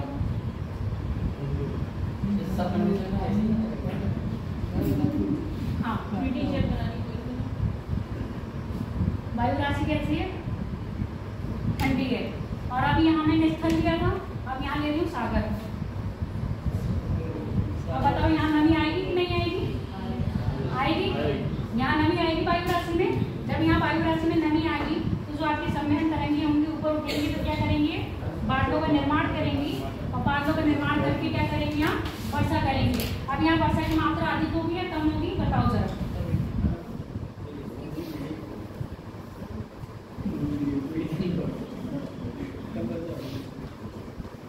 ठंडी वायु राशि है, सागरीय क्षेत्र में है, वर्षा तो करेगी, ज्यादा करेगी या कम करेगी, कम करेगी।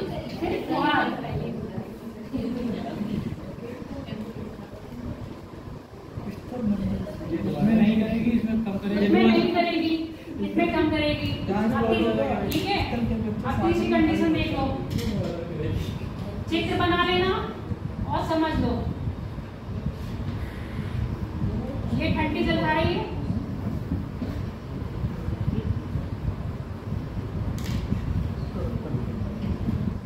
ये स्थल है, ये जल है। अब क्या उठ रही है, संवहनी तरंगें उठ रही हैं। अब ये बताओ, ये वाली कौन सी कंडीशन आएगी, यहाँ गर्म वायु और ठंडी वायु आपस में मिलेंगी। ठीक है, यहाँ कंडीशन कौन सी आएगी, चक्रवात।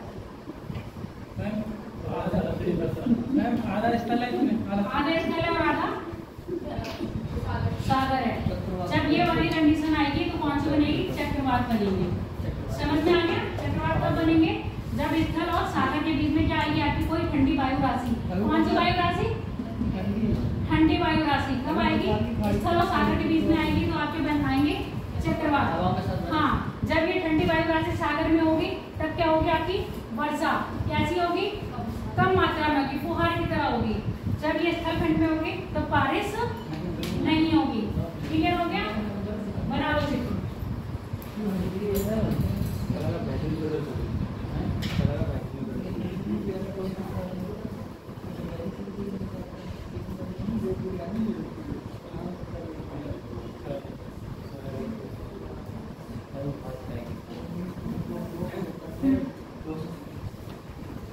गरम वायु देखो, चले जाओ यार।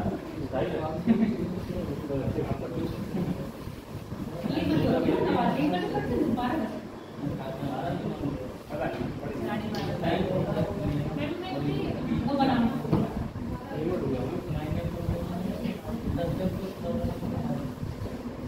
क्या हुआ आज शाम को? आज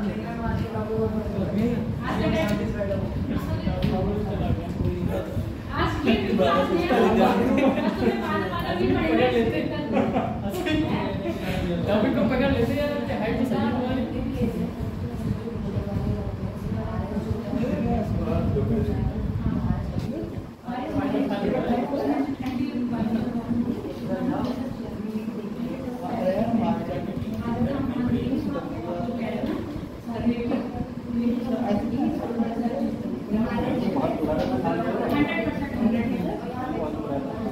जीरो या कम हो जाएगा। ठीक, अब बात समझ में आ गई। अब ये देखो गरम गरम जलधारा देखो, ये गरम भी आपका कहाँ होंगी, आपके समुद्र में भी आएंगी और कहाँ आएंगी, स्थल में भी आएंगी। अब ये बताओ तो समुद्र में आएंगी, मतलब पहले स्थल की बात कर ले रहे हैं, तो स्थल में आएंगी तो क्या बारिश कर रही होंगी?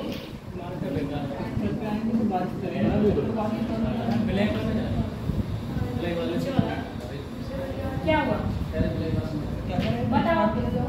सब में नहीं तरह, मतलब जो आपकी गर्म वायु राशि होगी जब वो स्थल पर होगी तो कैसी होगी, बारिश करेगी या नहीं? गर्म वायु राशि है स्थल पे होगी तो वर्षा होगी या नहीं?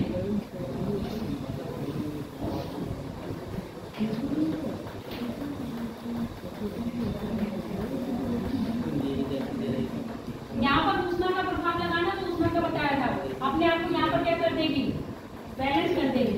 ठंडी वायु राशि कैसी होती है, स्थिर होती है। अरे ऐसे समझ लो, जो कूल इंसान होता है, कूल मैन कहते हैं, उनको कभी गुस्सा नहीं आता। आता है क्या? नॉर्मली क्या कहते हैं, जो इंसान कूल है उसको गुस्सा नहीं आता, स्थिर रहता है। तो यहाँ पर जो ठंडी वायु राशि कैसी है, वो स्थिर है। जबकि जो गर्म होते हैं उनको क्या होता है, गुस्सा आता रहता है। गुस्सा आता रहता है, पता ही नहीं चलता है। गुस्से में इधर उधर क्या करते हैं, फड़फड़ाते रहते हैं ना गुस्से में इधर उधर। तो ये भी क्या है, तो गर्म वायु राशि ये भी क्या करती रहती है, फड़फड़ा के कहाँ पहुँच गई है, धरातल पे पहुँच गई। ये गर्म है, धरातल कैसा है, ठंडा है ना, ठंडा धरातल है। वहाँ पहुँच के तो इसने आपको क्या कर लिया, संतुलित कर लिया। कैसा कर लिया, अपने आप को स्थिर कर लिया। समझ में आ गया? आप जितनी भी वर्षा बादल जो बनेंगे वो आपके कहाँ बनेंगे, सागर या महासागर में बनेंगे। इतनी बात क्लियर हुई थी? नहीं क्लियर हुई। पल्लवी को नहीं पता है, बताओ क्या पता है क्लियर थी? ठंडी वायु राशि होती है वो स्थिर होती है, कांस्टेंट रहेगी। जैसे कई लोग गुस्सा बहुत जल्दी आता है, वो गुस्से में क्या करते थे, फड़फड़ाते रहते हैं ना, गुस्से आने की माइंड उनका बहुत गर्म होता है। जैसे कि जब पानी उबालते हैं उसके ऊपर प्लेट रखते हैं, जब वो गर्म होता है तो वो बाहर आता है, तो वो भरवा रहता है, तो वो अस्थिर है। तो गर्म वायु राशि क्या है, अस्थिर है। जबकि ठंडी वायु राशि क्या है, स्थिर है। समझ में आ गया? अब ये फड़फड़ाती हुई, गुस्से में फड़फड़ाती कहाँ पहुँच गई, स्थल पे, ठंडे स्थल पे पहुँच गई। तो इसने क्या कर लिया, अपने आप को बैलेंस। यानी कि एक आदमी को बहुत गुस्सा आता है, तो उसका एक दोस्त ऐसा है, कितना भी वो गुस्सा करता हो उसको क्या कर देगा, ठंडा कर देता है, बैलेंस में ले आता है। तो सेम क्या है यहाँ पर, ये गर्म वायु राशि को बैलेंस में कर रहा है, ठंडा स्थल पर। ठीक है, इसको क्या कर देगा, वो स्थिर कर देगा। इस अवस्था में क्या होगा, मौसम साफ रहेगा, न बादल बनेंगे न बारिश होगी। बारिश और बादल कुहासा सब कहाँ बनेगा, जब ये गर्म वायु राशि कहाँ जाएगी, सागरीय क्षेत्र में आ जाएगी, तभी आपके क्या बनेंगे, जितने भी कुहासा है, बादल है और क्या है, वर्षा है, चक्रवात है, सब इसमें आएंगे। ठीक है। बाताग्र फ्रंट अब फ्रंट पड़े थोड़ा पानी पिला थोड़ा सा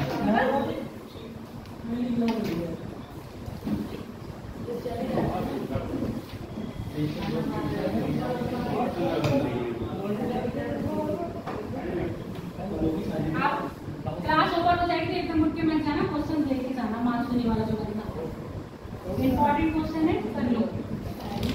टाइम ओवर, अभी टाइम ओवर हो गया तुम्हारा, 11:15 क्लास लगी है। नहीं मैम, नहीं मैम मत लो, क्लास लगी है हाँ तो टीवी में रहते हुए 11:15 ऐसे 11:48 हो रहा है 11:48 देखो अभी 1 घंटे की क्लास हुई है।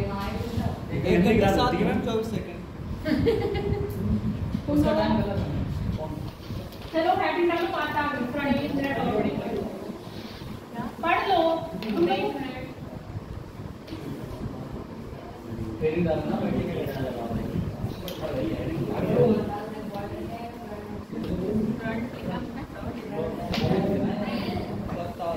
बहुत अच्छा बनाया है तुम्हारा तो ऐसे ही होगा भैया, तुम सरकारी सीमेंट वाले हो।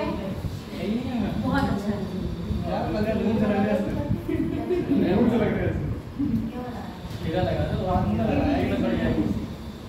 आप समझ लो ये बिल्कुल नया है, हालांकि वो बिल्कुल नया है। क्या हो गया? समझोगे तो समझ में आएगा, नहीं समझोगे तो समझ में नहीं आएगा।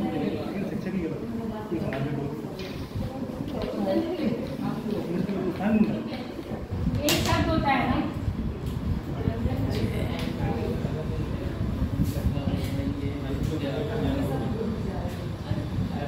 जिसको करियर की चिंता होती है उसको कुछ दिखाई नहीं देता है ना, जिसको करियर की चिंता होती है उसको कुछ दिखाई नहीं देता, सिर्फ उसे अपना लक्ष्य दिखाई देता है, सिर्फ उसे अपना लक्ष्य दिखाई देता है और वो लक्ष्य के चलते दुनियादारी, दोस्ती, रिश्तेदारी, मूवीज, घूमना फिरना, दोस्त सब छोड़ देता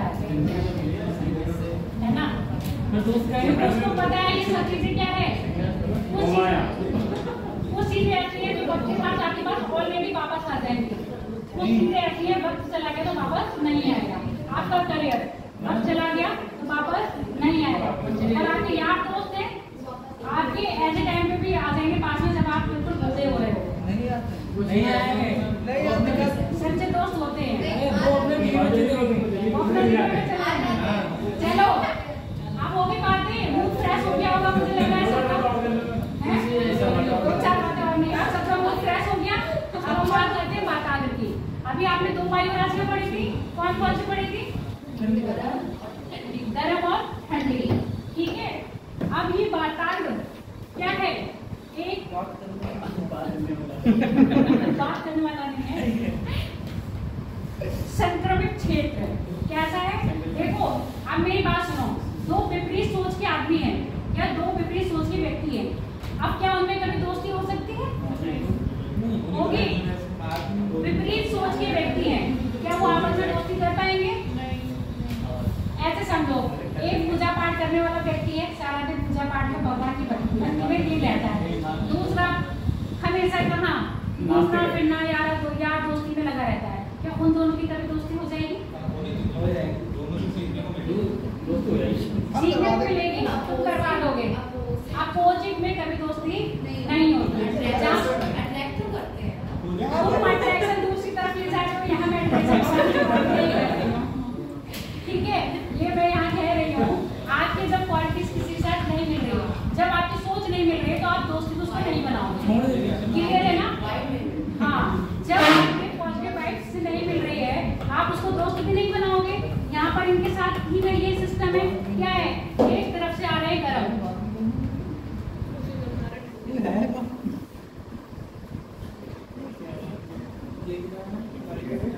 आज जितनी चित्र बनेंगे बेटा पता नहीं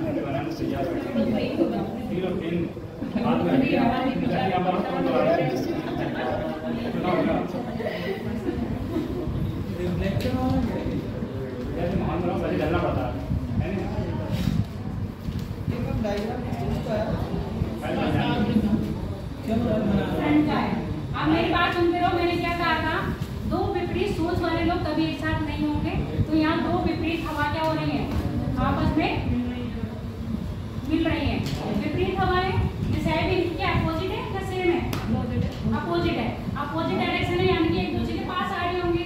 अब क्योंकि ये क्या है, मिलने की कोशिश कर रही है। मतलब देखो मेरी बात सुनो, जब आप पहली बार क्लास में आए होगे, आपको लगा होगा ये इंसान अच्छा है, इससे दोस्ती करते हैं, तो आप उसके करीब गए होगे। सभी अच्छे लगे। अब मेरी बात सुन लो, फिर अपने एक्सपीरियंस शेयर करना। पहली बार आए, आपको किसी के बारे में कुछ नहीं पता है ना, आपने सोचा चलो ये बंदा अच्छा है, इससे बात कर लेते हैं। उसके पास आए, बात करने लगे, थोड़े दिन टाइम बीता तो आपको लगा इसकी सोच तो बिल्कुल अलग है, मेरी सोच अलग है। हम क्या कर रहे हैं, गैप। ये जो गैप आया है हम क्या कह रहे हैं,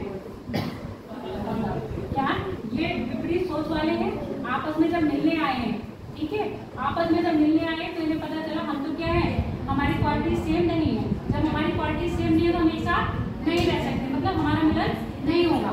मिलन नहीं होगा तो हमें अलग हो जाना चाहिए। अलग हो रहे हैं तो अलग कैसे हो रहे हैं, अलग जो इन्हें कर रहा है वो क्या बना रहा है, वातावरण बना रहा है। और ये वातावरण कभी भी सीधा नहीं बनेगा, कैसा बनेगा, हमेशा ढालने बनेगा। ठीक है, कैसा बनेगा, हमेशा ढालनुमा।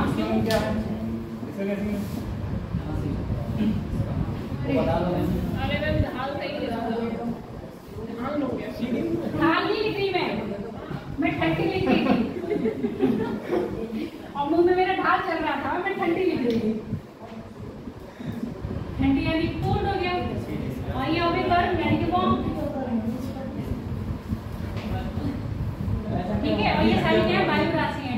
जब ये विपरीत वायु राशि क्या होगी, आपस में एक दूसरे के पास आएंगी तो क्या करेगी, आप सुन लो, जो भी आक्रामक होगी यानी कि जो भी शक्तिशाली होगी वो एक दूसरे को क्या करेगी, दबाने की कोशिश करेगी ना, दबाने की कोशिश करेगी। तो यहाँ पर अब मान लो अगर ये आपकी गर्म है ना, उष्ण, इसको हम कह रहे हैं उष्ण वातावरण अगर आक्रामक होगा तो ये क्या करेगा, इसको दबाएगा और अपने आप ऊपर उठेगा। ठीक है, जब इसको दबाएगा तो ये झुकेगा कि नहीं झुकेगा, झुका। तो आपका ये क्या है, वातावरण झुक रहा है। ठीक, अब ये क्या करेगा, जब ये होगा, क्या होगा, ये जब ये आक्रामक होगा तो इसको नीचे करेगा, अपने आप ऊपर उठाने की कोशिश करेगा, है ना। तो ये ऐसे झुकेगा, झुकेगा कि नहीं झुकेगा। तो ये जो वातावरण मैंने बनाया है कभी भी कैसा बनेगा, सीधा नहीं बनेगा, लंबवत कभी नहीं बनेगा, ना वर्टिकल होगा ना हॉरिजॉन्टल होगा, हमेशा कैसा रहेगा, आपका ढालनुमा रहेगा, स्लोप में रहेगा। स्लोप में रहने का कारण क्या है, ये क्या होंगे, एक दूसरे पर हाइपर होते जाएंगे। कभी ये इस पर भारी होगी, कभी ये इस पर भारी होगी, जो जिस पर भारी होगा वो उधर ही झुक जाएगा। अभी इनके वो पढ़ाएंगे। आप ये सोचो, ये जो आपका वातावरण बन रहा है,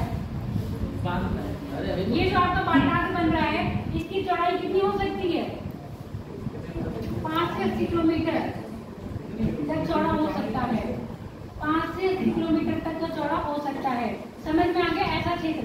अब ये समझ लो, जैसे कल लड़के बिठा दिए, कल लड़के बिठा दिए, बीच में हमने क्या कर दिया, एक बाउंड्री लाइन बना दी। तो बीच में बाउंड्री लाइन बनाई है, वो क्या हो गया आपका वातावरण। लड़के घर नहीं आएंगे, लड़कियां घर नहीं आएंगी। समझ में आ गई बात या नहीं, क्लियर हुई चीज नहीं, अखिलेश समझ में आ गया। ऐसा कौन है जिसको नहीं समझ में आया, हाथ खड़ा कर लो।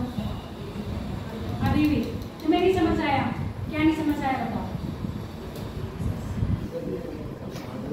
देखो, दो विपरीत राशियां हैं, ठंडी गर्म और ठंडी, क्या कर रही है, फ्लो कर रही है। जब फ्लो करके एक दूसरे के विपरीत ही नहीं, ठीक है, जब एक दूसरे के विपरीत है तभी तो पास आएंगे। अब इनको जब पास आ रही है तो क्योंकि इनकी फिजिकल जो क्वालिटीज है वो क्या है, डिफरेंस है, क्योंकि टेम्परेचर भी अलग है, आर्द्रता भी अलग है नहीं। जब टेम्परेचर और आर्द्रता अलग है तो एक दूसरे को क्या एक्सेप्ट नहीं कर पा रही है। जब एक दूसरे को एक्सेप्ट नहीं कर पा रही है तो वहीं से क्या हो रही है, परिवर्तित। ये इस पर हावी हो सकती है, ये इस पर हावी हो सकती है। जो जिस पर हावी होगा वो एक दूसरे को उठाएगा या दबाएगा।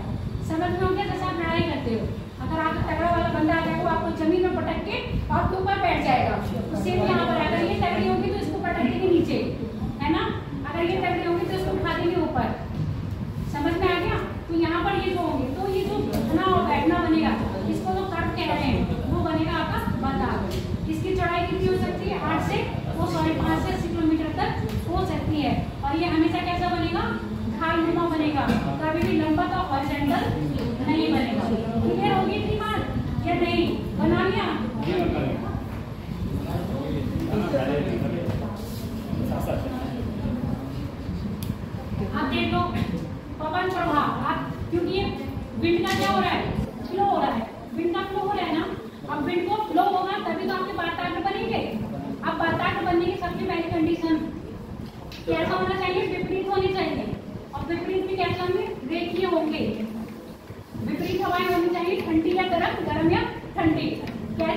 लंबवत रेखीय होंगी, बिंदु में होगा तब भी नहीं होगा, सीधी चलेंगे तब भी नहीं होगा।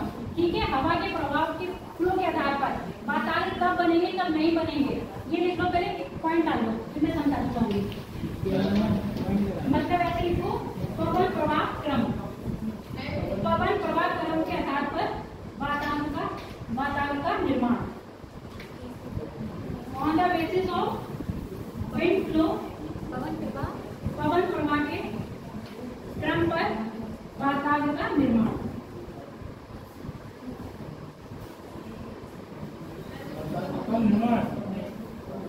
हाँ, क्या लिखा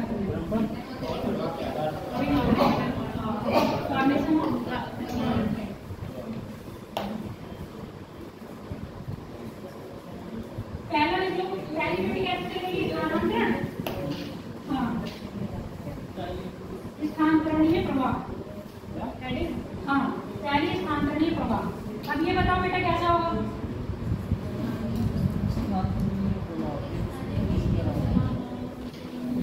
इसमें कोई भी क्या होगी, अपोजिट डायरेक्शन यानी कि अपोजिट वायु नहीं होगी। चलेंगी तो सब एक एक चीज में चल रही ना, ये तो वैसे ही चल रहा। हाँ, समांतर होगी, पैरेलल ऐसे चल रही है। जब ये ऐसे चल रही है, फ्लो कर रही है, तो क्या ये बताओ वातावरण बनेगा, वातावरण बनेगा नहीं बनेगा ना। अब दूसरा है चक्रीय प्रवाह, दूसरा है भी चक्रीय प्रवाह। ये मैं चित्र बना लेना, ऐसे नोट्स में सब लिखा है चक्रीय प्रवाह। आप देख लो चक्रीय प्रवाह कैसा होगा,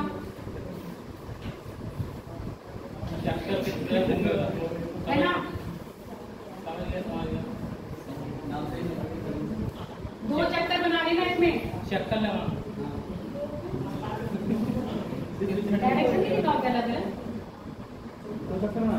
हाँ, एक ठंडी का गर्म का होगा। अरे क्लॉकवाइज में घूम सकते हैं, एंटी क्लॉकवाइज में घूम सकते हैं ना, इसलिए मैंने दो चक्कर बनाए हैं। अब ये बताओ कि इसमें विंड अपोजिट हो रही है, कहीं पर ऐसा बन रहा है तो वातावरण बन जाएगा, कोई कंडीशन ऐसी आ रही है नहीं आ रही ना। अब तीसरा पॉइंट लिखो, कन्वर्जन और डाइवर्जन, अभिसरण और अपसरण, अभिसरण और अपसरण। हवा का कौन सा फ्लो है, अपसरण का और अभिसरण का। हाँ, पहला पॉइंट ये था, दूसरा पॉइंट चक्रीय था, तीसरा पॉइंट है अभिसरण व अपसरण। सर्कल वाला लिख दिया, सर्कल वाला लिख दिया।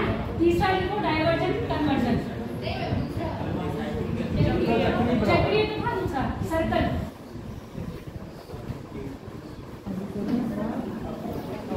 पानी दो, किसी के पास है, थोड़ा दे दो, जब इतने में काम हो जाएगा।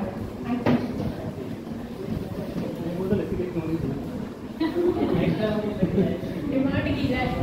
हाँ, एक छोटी सी बॉटल ना,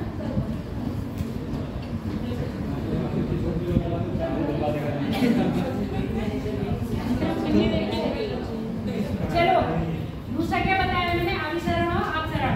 अभिसरण डाइवर्जन और कन्वर्जन। डाइवर्जन मतलब डाइवर्ट हो रही है, कन्वर्जन मतलब ये वाला फिर मैं उठा लेती हूँ।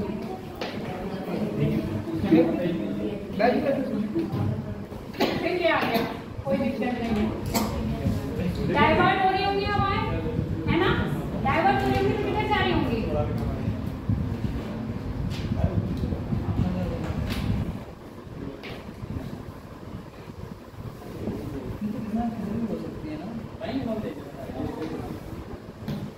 डाइवर्ट हो रही है। तो ये बताओ यहाँ पर क्या बन रहा है, वातावरण नहीं बनेगा ना। डाइवर्ट होगा तब भी नहीं बनेगी, कन्वर्ज होगा तब भी नहीं बनेगी। दोनों एक साथ में कब बनेगी? क्या बताया, पहली मैंने कंडीशन बता दी, वातावरण तब बनेगा जब वहाँ रेखा बनेगी, जहाँ बिंदु होंगे वहाँ पर वातावरण तब बनेगा जब वार्म और कूल दोनों अपोजिट डायरेक्शन में होंगी। ठीक है, और फिर कैसा स्लोप बन रहा है ना, धारा बन रहा है, तो वो धारा कैसा लीनियर बन रहा है ना। अब यहाँ पर तो बात आ रही पॉइंट में नहीं बन रहा है ना, तभी तो बता रहे हैं कंडीशन कौन कौन सी है। अब ये क्या है, कन्वर्जन।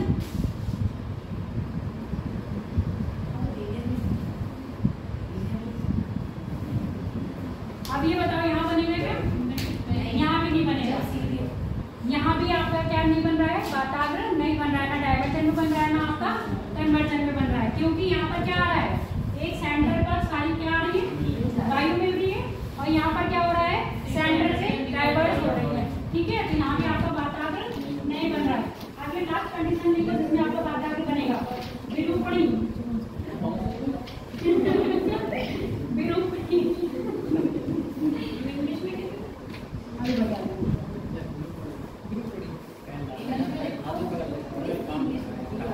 ये फॉर्मेट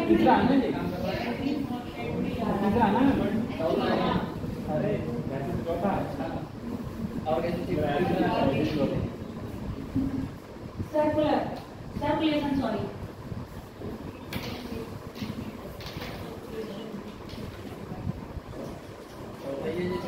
ये लास्ट है।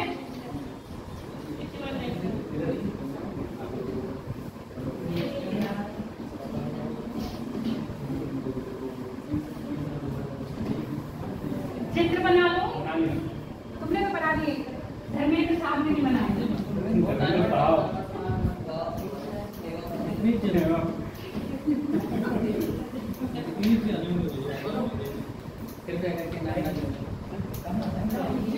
बैग देने हम कहाँ चले, खाली हो रहा है, खाली हो रहा है, क्या बैग देना। अनमोल ये समझ में आया? क्लियर क्लियर दिमाग से ये वाला कॉन्सेप्ट पकड़ लिया है। क्लियर हो गया, इस तरह के क्वेश्चन पूछना बताएं से रिलेटेड। चित्र से तो क्लियर हो जाने चाहिए, अगर मैं ओरली इसको बताती तो शायद ना समझ में आता।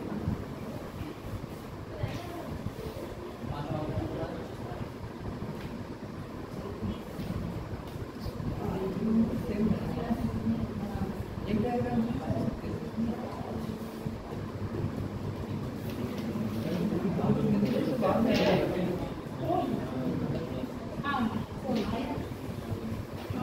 डायग्राम से भी समझ सकते हो।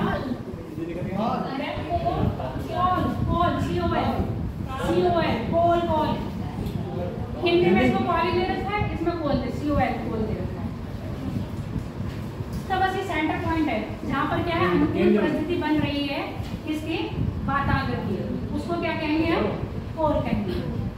ठीक, सोचते कैसे यार बना रहे हैं।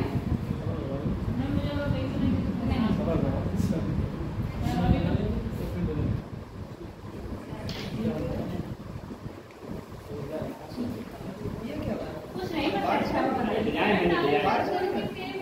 ये तो लोग सेम हो गई। क्या बताया था, ऐसे आ रही है ना। हाँ, ये दोनों डायग्राम, एक इसका पहला फ्रंट बनाया है, दूसरा बनाया है, समझ गई? एक ये बना दिया, एक ये बना दिया, है सेम ही। पहला कंडीशन, दूसरी कंडीशन।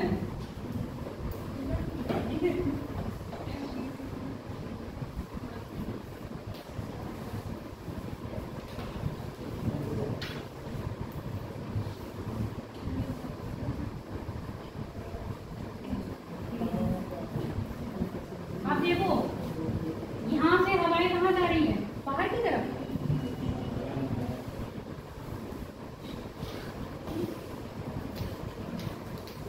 और यहाँ से अंदर की तरफ। इनको इनफ्लो कहेंगे, इनफ्लो और आउटफ्लो।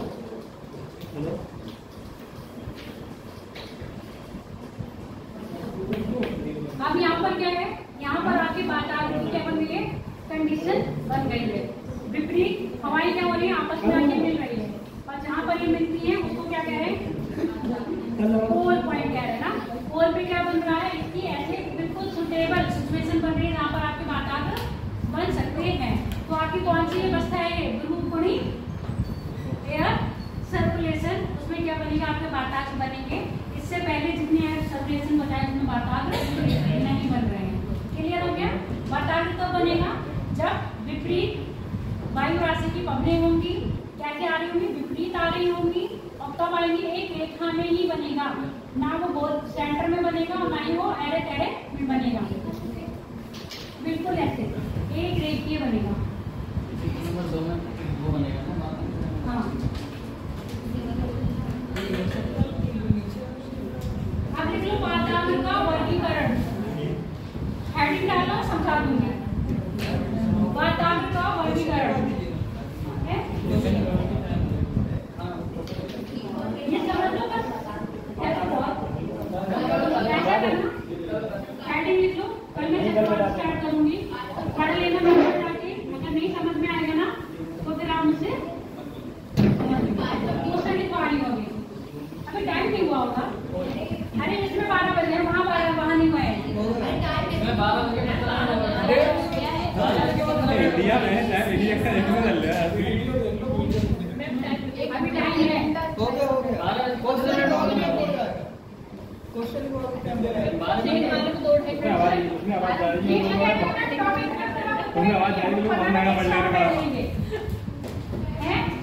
15 मिनट और एक्स्ट्रा नहीं बैठ सकते। किसको जल्दी है जाने की?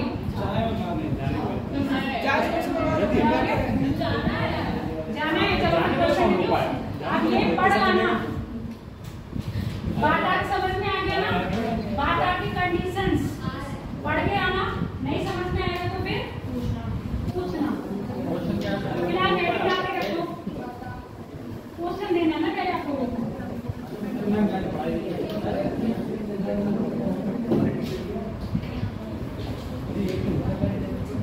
जैसे तुम कहते हो तब नहीं पढ़ने लोगों को पढ़ना हो पढ़ाना जाने जो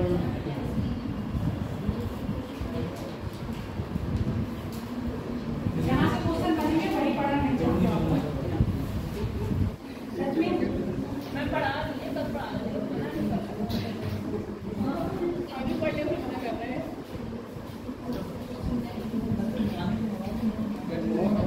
दावत है ना,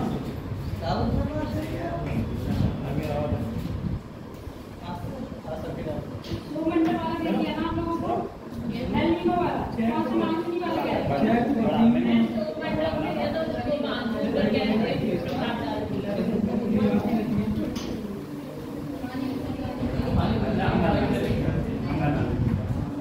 हाँ देखो, भारत में एल नीनो और दक्षिण पश्चिमी मानसून, भारत में एल नीनो, भारत में एल नीनो हाँ और दक्षिण पश्चिमी मानसून के बीच संबंधों की व्याख्या कीजिए।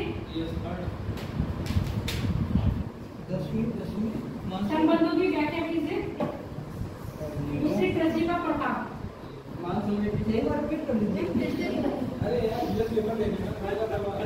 डाल दी दो में दो लिखवा रही हूँ, पहले एक ये लिख लो, दोनों करके लाना है। भारत में एल नीनो, भारत में एल नीनो दक्षिण पश्चिमी मानसून के संबंधों की व्याख्या कीजिए, व्याख्या कीजिए और उस पर कृषि के प्रभाव बताइए। ठीक है, एग्रीकल्चर पर स्टेट बताना है, एल नीनो के और मानसून के, और उसके क्या कृषि का प्रभाव है बेटा।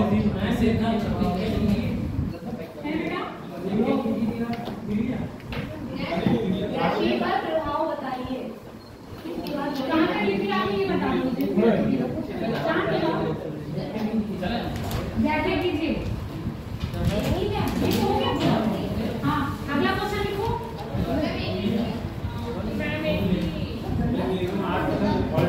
दो छुट्टियां पड़ रही है ना, कल आना है आप, मुझे अपनी बात दिखाना। लिखो अंतरराष्ट्रीय व्यापार में, अंतरराष्ट्रीय व्यापार में जल संधि व स्थल संधि के महत्व का उल्लेख कीजिए। स्थल संधि के महत्व का उल्लेख कीजिए।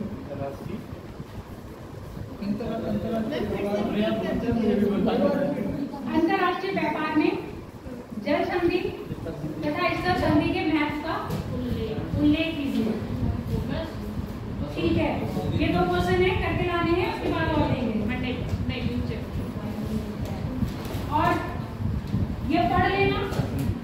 भेज दूंगी मैं वो। नहीं समझ में आएगा तो परसों डिस्कस कर लेंगे, सॉरी कल डिस्कस कर लेंगे। और कल का आपका टॉपिक होगा चक्रवात, ठीक है। इंटरेस्टेड तो बेटा ये है, इंटरेस्ट लो होगा।